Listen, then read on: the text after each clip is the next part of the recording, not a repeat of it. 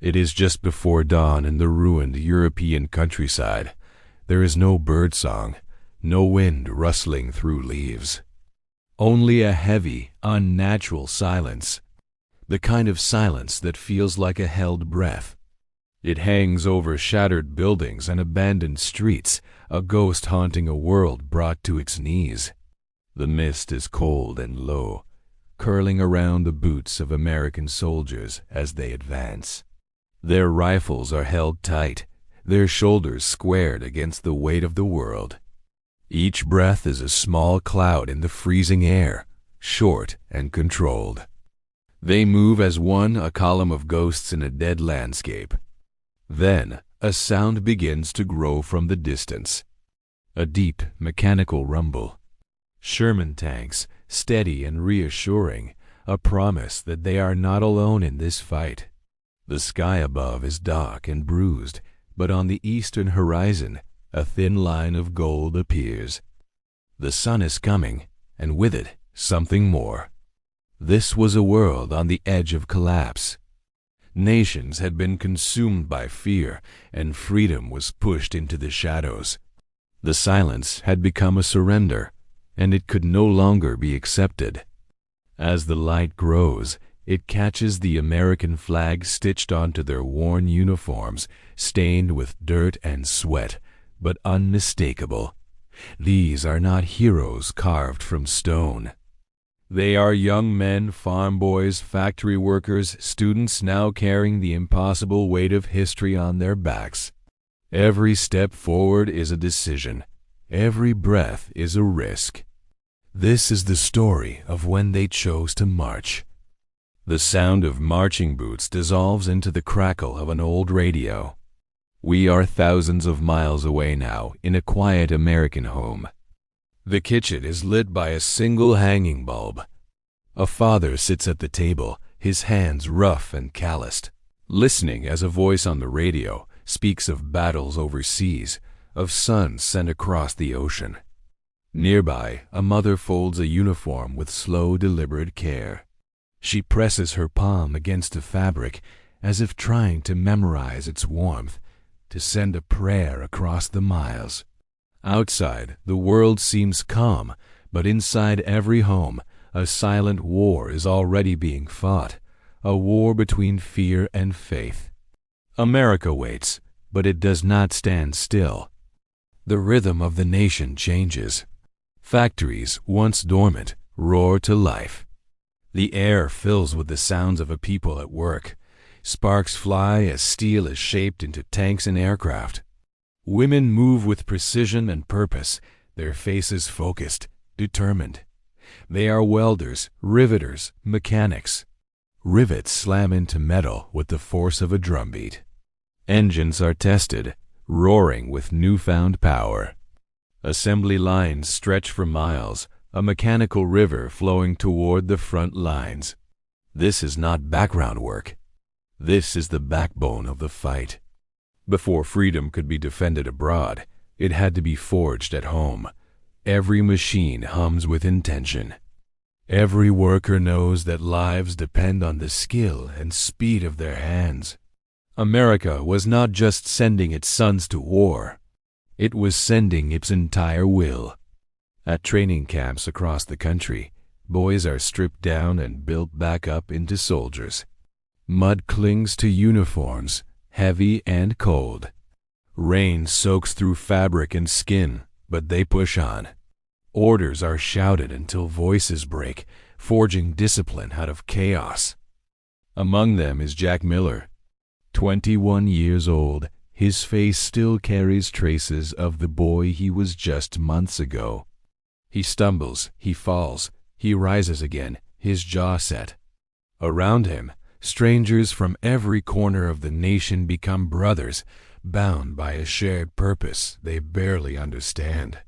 At night, in dim barracks filled with the smell of sweat and exhaustion, they talk. Whispered conversations about home. About golden fields of wheat, bustling city streets, and the faces of loved ones they left behind. Jack listens more than he speaks. He thinks of the small diner his family runs, the scent of coffee and fresh bread. He thinks of the girl he promised he'd write to every day.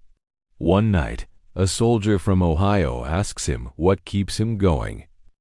Jack looks at his worn hands, then meets the man's gaze.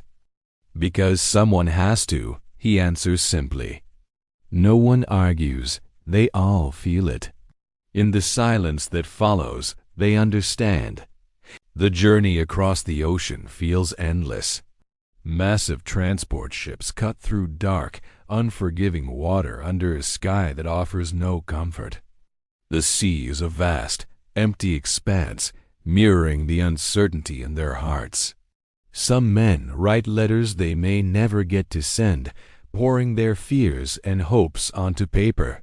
Others just stare at the horizon, imagining the shore ahead and the battles waiting there. They are a generation crossing into the unknown. When land finally appears, there is no celebration. Only a quiet, sober preparation. The silence before the storm returns, heavier than ever. The first shots come without warning. A sudden, violent roar that tears the world apart. Explosions rip the ground open, sending earth and shrapnel flying. The air, once still, is now filled with the deafening crack of gunfire and the whistle of incoming shells. Orders are shouted, drowned out by the chaos, and then shouted again. Men run forward because stopping, even for a second, is not an option. Jack moves through the smoke and confusion, his training kicking in. He sees a fellow soldier fall, his leg torn by the blast. Without thinking, Jack rushes to him, dragging the wounded man behind the shattered remains of a stone wall. His hands shake, but his grip is firm. He refuses to let go. He is no longer just Jack Miller from a small town. He is a lifeline. Mighty Sherman tanks, once a distant rumble, now roll past, their cannons firing, unstoppable engines of liberation. And above them, American fighter planes scream across the sky, silver predators cutting through clouds and fear alike. They dive and climb, their guns blazing, clearing a path for the men on the ground. The camera rises, revealing the staggering scale of the battle and the terrible cost. The green fields are scarred black. Bodies lie still in the mud. But for every man who falls, others move forward, stepping into the breach. Freedom is not free. Here, on this blood-soaked ground, every inch is paid for with courage and sacrifice. Everyone here knows the price. Inside a makeshift field hospital, time slows to a painful crawl. The air is thick with the smell of antiseptic and suffering. Blood-stained bandages pile up. Exhausted nurses move with a quiet urgency, their faces etched with fatigue, but their hands steady. Silent nods are exchanged between them, a language of shared trauma and resilience. Jack sits on a cot, his arm wrapped tight in a clean dressing. He stares at the dirt on the floor, replaying the chaos in his mind. A nurse, her uniform smudged with grime, stops beside him. "You're lucky," she says softly, her voice tired but kind. Jack doesn't answer. Luck feels like the wrong word. He thinks of the man he pulled to cover and the others who didn't make it. He was not lucky. He was still here, and that was a burden all its own. Outside, the fighting continues, a relentless thunder. But inside, in the quiet moments between life and death, the true cost of war settles in. The final image is quiet. A group of soldiers, including Jack, stands on a hill overlooking the liberated land. The sun, which began as a thin sliver of gold, is now fully risen, bathing the countryside in a warm, steady light.